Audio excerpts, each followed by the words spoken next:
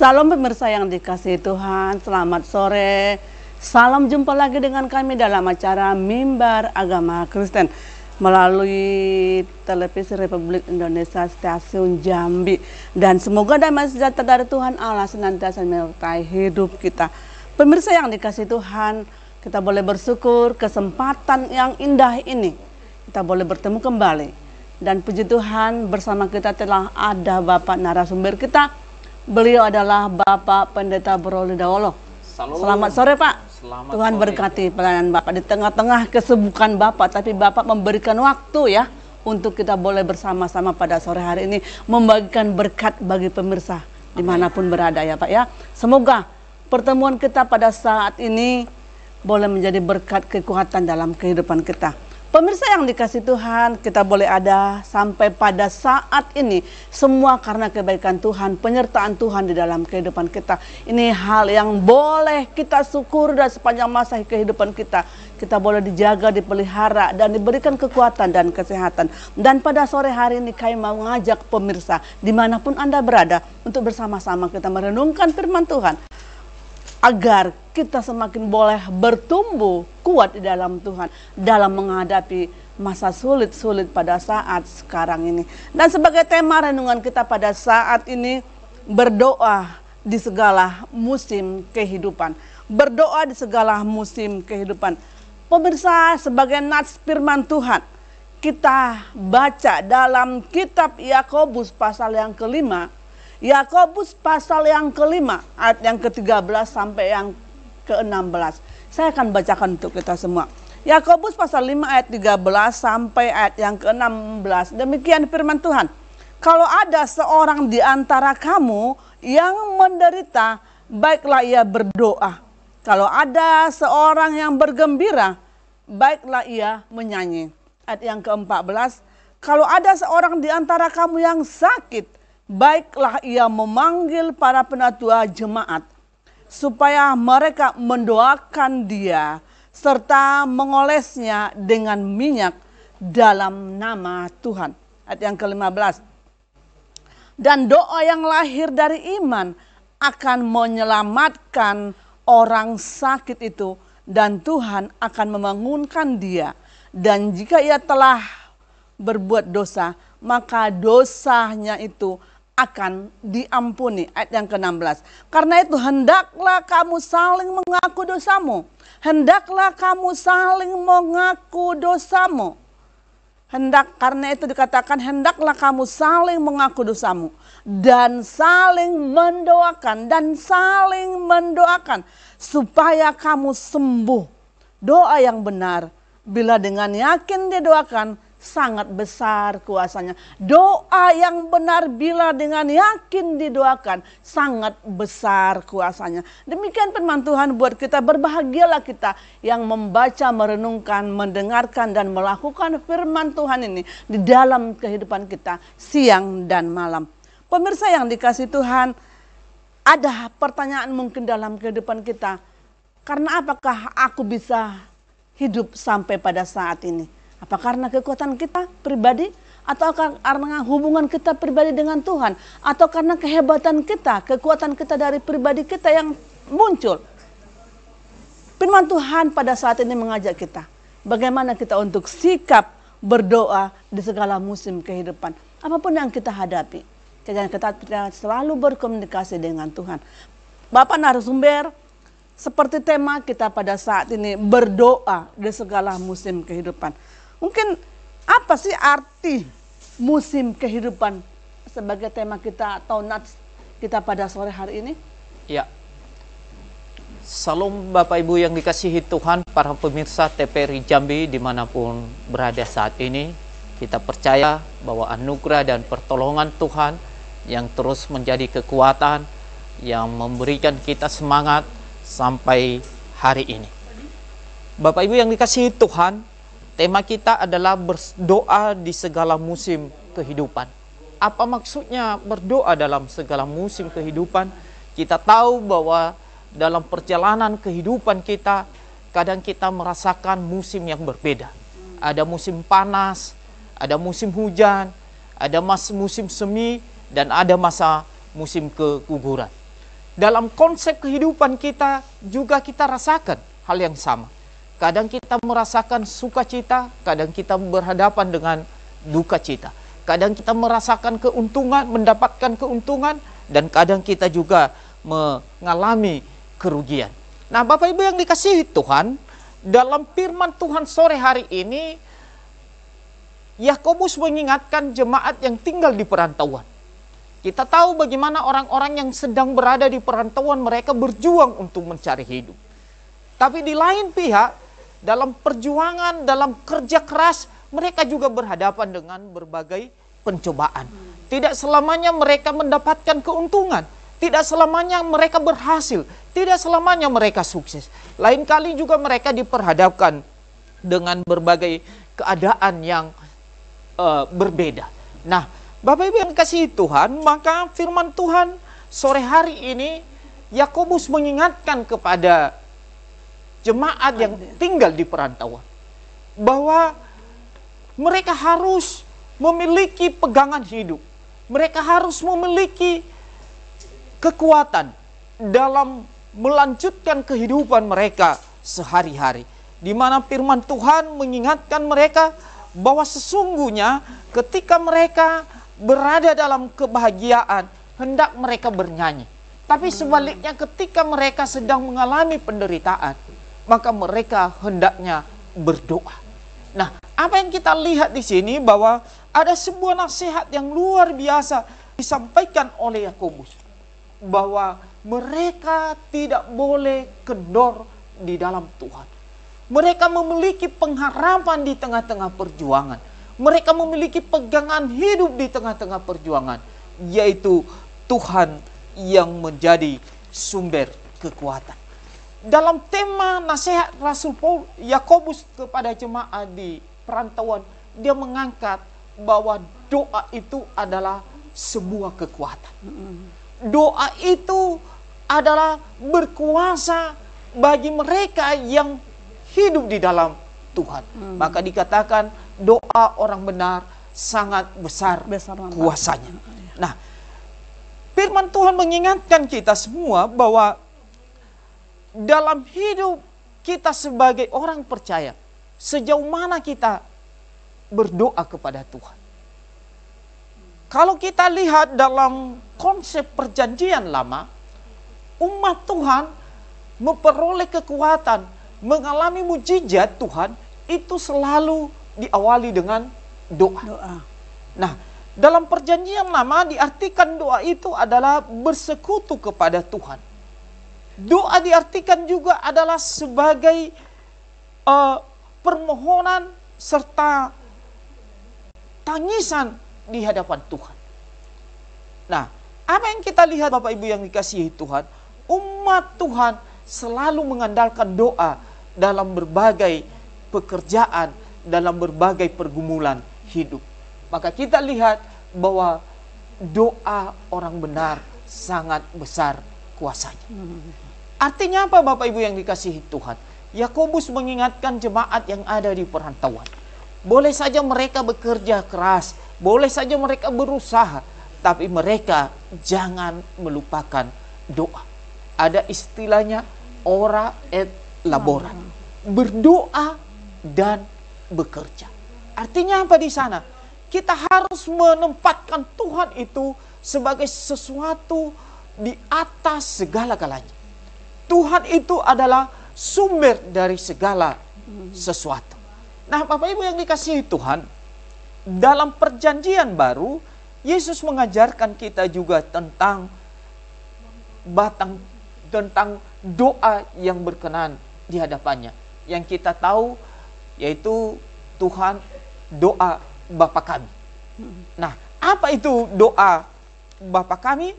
Kalau kita uraikan dalam batang tubuh doa Bapa kami itu terdiri dari 5 bagian. Yang pertama adalah ucapan syukur dan hormat kita kepada Allah. Di mana kita menyatakan di sana, Bapa kami yang di surga, dikuduskanlah namamu. Artinya apa? Kita harus percaya bahwa ada kuasa yang melebihi daripada kekuatan manusia. Dan yang mempunyai kuasa itu adalah tidak lain Allah pencipta langit dan bumi. Maka kita mengucap syukur dan sekaligus memberikan hormat kepada Allah, di mana kita memulai doa itu dengan Bapa kami yang di surga, dikuduskanlah namamu. Jadi kita tahu alamat doa kita kemana. Mana ya?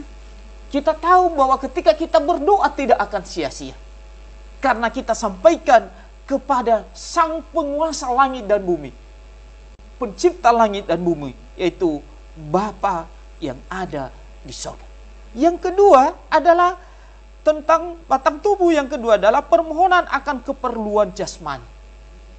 Artinya ketika kita tahu bahwa Tuhan yang kita sembah adalah sumber segala berkat, maka ada ruang bagi kita untuk memohon kebutuhan jasmani kita, karena kita masih hidup di dunia ini, di mana kita berdoa, berikanlah kami pagi hari ini makanan kami yang secukupnya.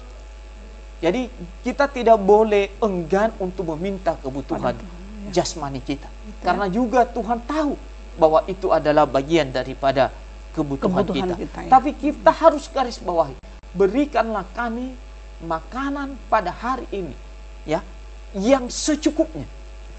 Secukupnya. Artinya di sini ada rasa ucapan syukur.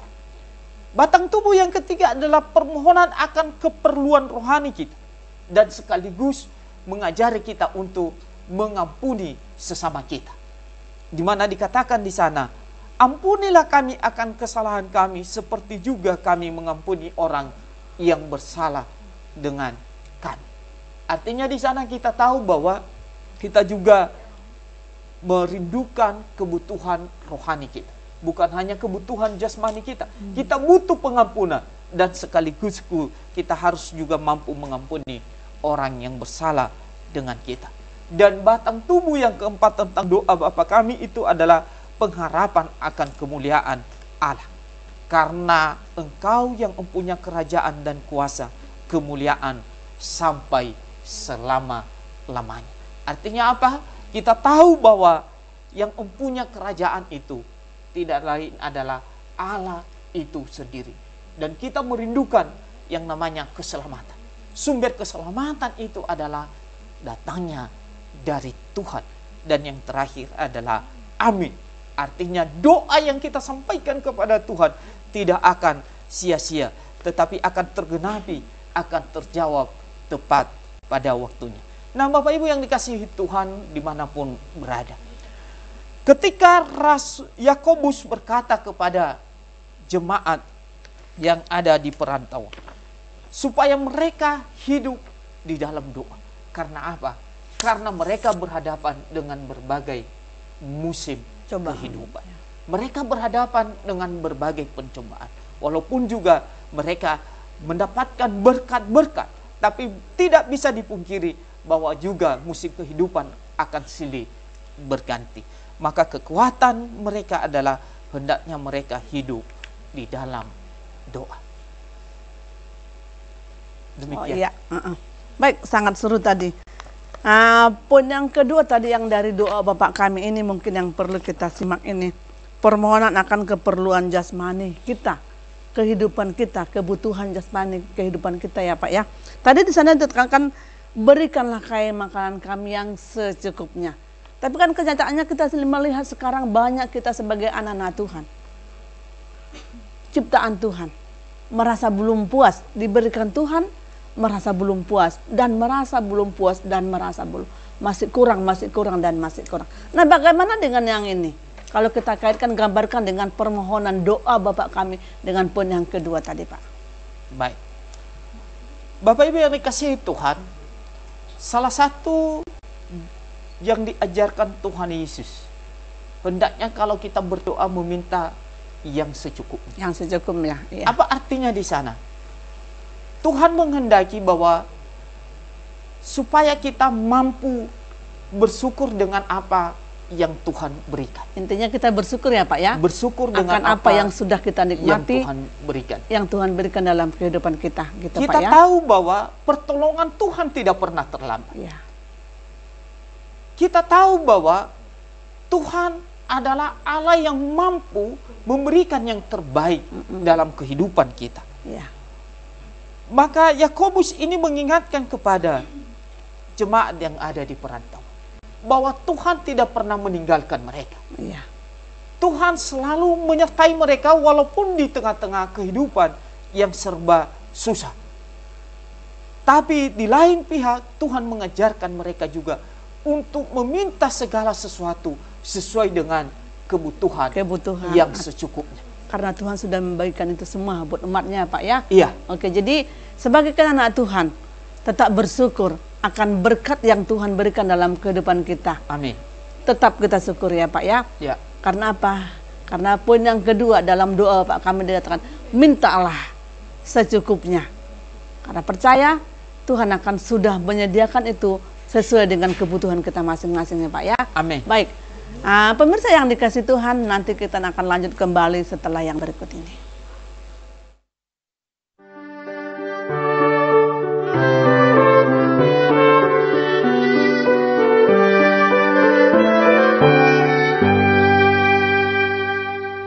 Terima kasih pemirsa yang dikasih Tuhan, masih tetap bersama kami dalam acara Mimbar Agama Kristen.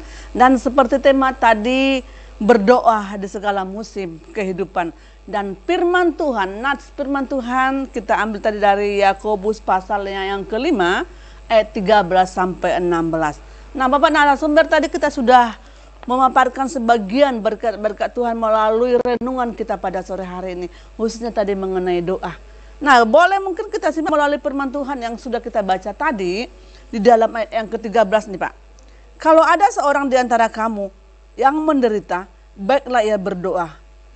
Kalau ada seorang di antara kamu yang menderita, baiklah ia berdoa. Kita melihat kenyataan pada saat sekarang ini, banyak umat Tuhan, anak-anak Tuhan yang sudah mungkin berdoa, tapi nyatanya belum terjawab. Atau mungkin seperti firman Tuhan yang seorang di antara kamu yang menderita sakit penyakit. Banyak yang terdapat dalam tengah-tengah kehidupan kita sebagai anak Tuhan. Nah, bagaimana dengan yang firman Tuhan ini, Pak? Bagaimana tindakan kita sebagai anak Tuhan? Apa sih yang harus kita perbuat supaya kalau doa kita itu belum dijawab pada saat ini, kalau penyakit yang selalu kita doakan kepada Tuhan, baik dalam keluarga dan keluarga-keluarga kita, belum terjawab oleh Tuhan. Apa yang mau kita lakukan, Pak? Baik. Pertanyaan yang sangat menarik. Bagaimana orang yang menderita terus berdoa? Apa sih sesungguhnya doa yang berkenan kepada Tuhan? Kita tahu bahwa doa itu adalah sebagai komunikasi kita kepada Tuhan. Dan doa juga adalah pengertiannya bersekutu dengan Tuhan. Artinya ketika kita berdoa, kita menempatkan Tuhan lebih tinggi daripada masalah yang kita hadapi. Kita menempatkan kuasa Tuhan mampu mengatasi persoalan yang kita hadapi. Ketika kita berdoa, kita menempatkan bahwa kita memiliki pegangan dan pengharapan yang mampu membebaskan kita dalam segala pergumulan hidup. Gitu ya. Dan kita percaya bahwa orang-orang yang rajin berdoa, maka cepat atau lambat doa itu akan tergenapi sesuai dengan kehendaknya Tuhan. Memang kita harus sadar bahwa tidak selamanya kehendak kita akan terkabulkan. Pak ya, berarti gitu ya. Makanya selalu kita berdoa, janganlah kehendak kami yang jadi, tetapi biarlah kehendakmu yang jadi. Ya. Ini juga doa Yesus ketika dia berdoa di Taman Getsemani, Gitu. di mana dia sedang berhadapan dengan pergumulan yang luar biasa, pergumulan yang berat. Tetapi pada akhirnya dalam doa pergumulan itu, dia berkata, janganlah kehendakku yang jadi, tetapi biarlah kehendak Tuhan yang jadi. Artinya Bapak Ibu yang dikasihi Tuhan, ketika kita berdoa, dalam keterbatasan kita sebagai manusia, kita boleh mengungkapkan segala sesuatu. Katakan itu dari poin 1 sampai poin 10 dengan berbagai pergumulan, dengan berbagai kisah, dengan berbagai musim yang kita rasakan. Tetapi selalu saat kita doakan begitu Pak ya, kita semuanya ungkapkan di hadapan Tuhan sebagai bagian daripada keluhan-keluhan kita sebagai manusia yang terbatas. Tapi kita percaya bahwa kesempurnaan itu adalah datangnya dari Tuhan. Mungkin dari segi 10 poin yang kita sampaikan di hadapan Tuhan, dia hanya jawab minggu ini 2 poin. minggu berikutnya, pergumulan berikutnya, entah 2 pergumulan dia jawab. Artinya apa? Waktu dan jawaban adalah bagian daripada cara kerjanya Tuhan untuk menyatakan kuasa mujizatnya dalam kehidupan kita, orang percaya. Tapi kita yakin bahwa jawaban dari Tuhan itu tidak pernah terlambat, ya Pak ya. Semua akan indah pada waktunya. Semua akan tepat pada waktunya. Tangan Tuhan tidak pernah terlambat menolong umatnya. Maka doa kita tempatkan sebagai sesuatu yang tinggi daripada persoalan yang kita hadapi di dunia ini. Ya. Berarti sama dengan yang dituliskan firman Tuhan dalam Matius 7:7 Pak ya? Ya. Apa itu? Mintalah, maka akan diberikan kepadamu.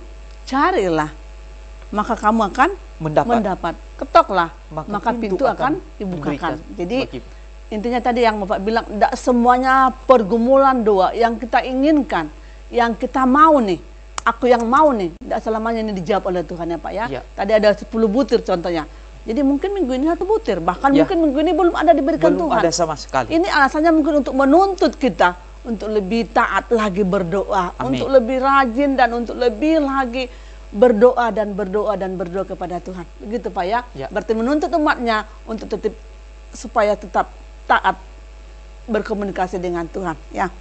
Nah, di dalam ayat 13 tadi sudah kita dijawab oleh Bapak. Ayat yang ke-15 kita melihat. Di ayat yang ke-15 dikatakan, dan doa yang lahir dari iman akan menyelamatkan orang sakit itu, dan Tuhan akan membangunkan dia, dan jika ia telah berbuat dosa, maka dosanya itu akan diampuni. Nah, yang mau kita tanya di ayat yang ke-15 dikatakan, dan doa yang lahir dari iman. Maksudnya gimana nih Pak? Apa sih? Mungkin pemirsa di rumah akan bertanya, apa nih maksudnya? Atau apa yang dimaksud nih doa yang lahir dari iman? Bapak Ibu yang dikasihi Tuhan, ketika kita berdoa tidak hanya sebatas untaian kata yang sepertinya setiap hari itu berulang-ulang. Tapi yang kita lihat di sini, Yakobus mengatakan bahwa doa itu harus lahir dari iman. Ya. Apa itu iman? Iya, iya. Iman itu adalah berbicara tentang penyerahan diri, berserah penuh kepada Tuhan. Iman itu berbicara tentang ketidakkhawatiran. Iman itu berbicara tentang pengharapan. Nah, artinya apa?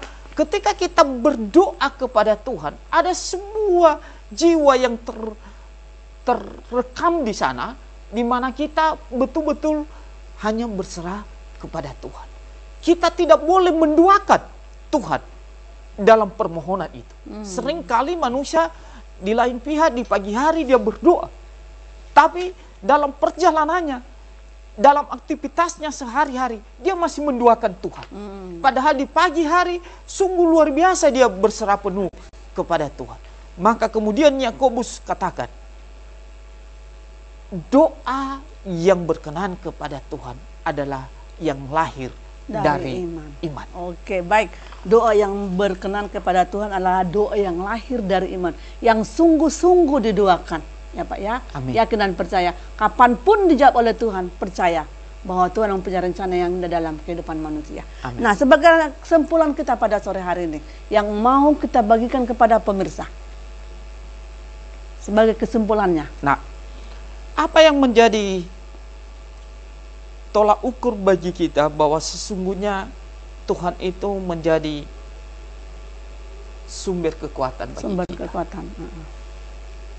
Bahwa doa yang kita sampaikan akan terkabulkan. Tidak lain adalah apa yang dikatakan oleh firman Tuhan. Mintalah maka akan diberikan kepadamu. Carilah maka kamu akan mendapatkan. Ketoklah maka pintu akan dibukakan bagimu. Apa yang kita lihat dalam firman Tuhan ini, bahwa kita sebagai umat Tuhan tak jemu-jemu untuk meminta. Meminta ya Pak ya. Tidak boleh berhenti untuk mencari. Dan juga tidak boleh berhenti untuk mengetok. Mengetok pintu hati Tuhan ya Pak ya. Tapi masalah mendapatkan pintu dibukakan itu adalah urusan Tuhan. Tapi jangan lupa, dalam berbagai pergumulan, andalkanlah Tuhan, Tuhan dalam kehidupan kita. dalam kehidupan kita. Iya. Kita tidak boleh menduakan Tuhan. Jangan sampai ada umat Tuhan di pagi hari dia berdoa kepada Tuhan, tapi dalam perjalanannya dia menduakan Tuhan karena kekhawatiran, karena ketakutannya, karena begitu banyak persoalan hidup sehingga dia menduakan Tuhan. Iya. Itu tidak benar. Yang benarnya adalah berdoa di pagi hari, dan doa itu harus lahir dari iman. Artinya apa? Berserah penuh kepada Tuhan. Ya. Nah, sebagai penutup dari firman Tuhan, kita bacakan dalam ayat 16. Karena itu hendaklah kamu saling mengaku dosamu dan saling mendoakan supaya kamu sembuh. Doa orang benar bila dengan yakin didoakan sangat besar kuasanya. Kiranya firman Tuhan ini boleh menguatkan kita, pemirsa dimanapun Anda berada. Berdoalah dengan tidak jemu-jemu. Karena suatu saat Tuhan akan pasti mendengarkan dan menjawab doa kita. Terima kasih Pak, waktunya sudah memberikan berkat buat kita pada sore hari ini. Dan terima kasih buat pemirsa. Sampai di sini renungan kita pada saat pertemuan kita pada sore hari ini. Kita percaya, jangan jenuh-jenuh untuk berbuat dosa. Terus berkomunikasi dengan Tuhan. Karena doa orang benar, bila yakin pasti Tuhan akan jawab. Amin. Tuhan Yesus memberkati. Salam.